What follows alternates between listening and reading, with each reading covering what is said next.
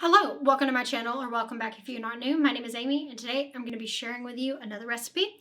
This is Chana Masala. Now, will it be 100% authentic? No, it is my version.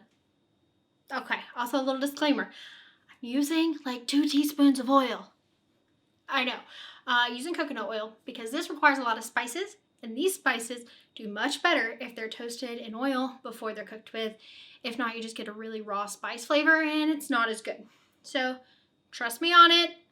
You can omit it if you'd like, but I think it works. Also, I didn't have ginger. Ginger is usually in chana masala, even a little bit, but I didn't want to wait on making this recipe. So, yeah. Whew, I'm a mess, but let me show you how to make it.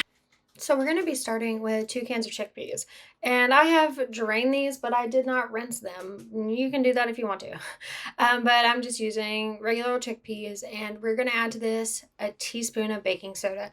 Now this step here, this whole thing, optional, but I'm telling you, it's worth it to me. You get really nice creamy chickpeas. So I'm going to bring this to a boil. I'm going to let it cook for 10 to 15 minutes. The longer you let it cook, the mushier they're going to be, really. But they get really nice and soft and tender and delicious.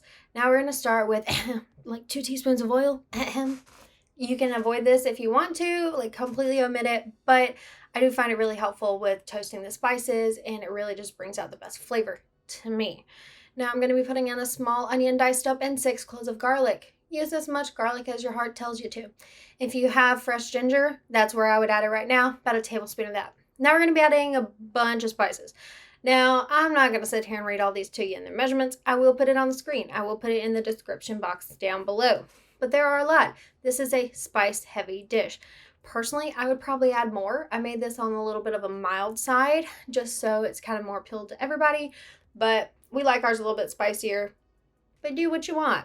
You're going to stir that around. You're going to stir it pretty often. Keep it going.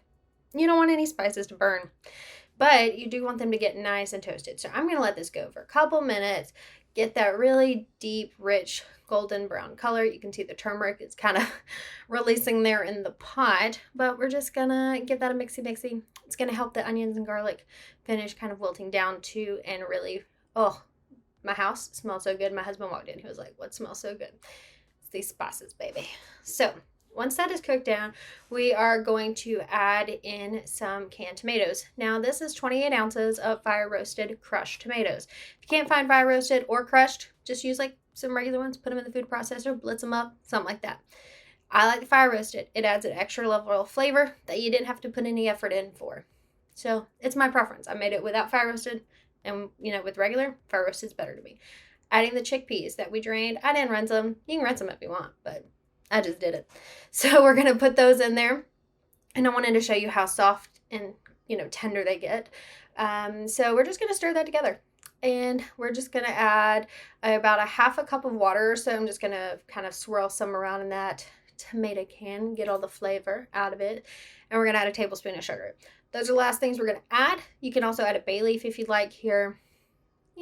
Do what your heart tells you to do. But this is what works for us, and I've made this a million times, and it's really, really good. So we're just going to add in that water, add in that sugar, and I'm going to let it cook for about 25-30 minutes on low. I'm going to let it simmer low and slow. It'll thicken up. It's going to turn a great color. You'll see that in a minute. So we're just going to let it go. I don't put it on high heat because it will pop and bubble everywhere, and you will have tomato sauce all over your kitchen. So keep it low. Give it a stir every now and then. But it's kind of one of those that I don't forget it, in my opinion. So 20-30 minutes, however long you got.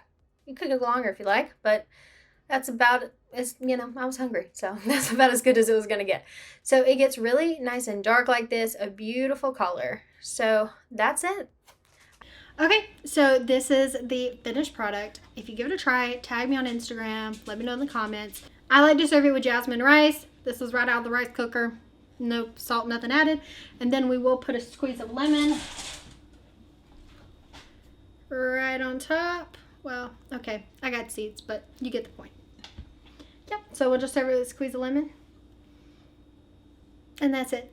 This is a happy dish for me. Okay, thank you for watching, and I'll catch you in the next video. Bye.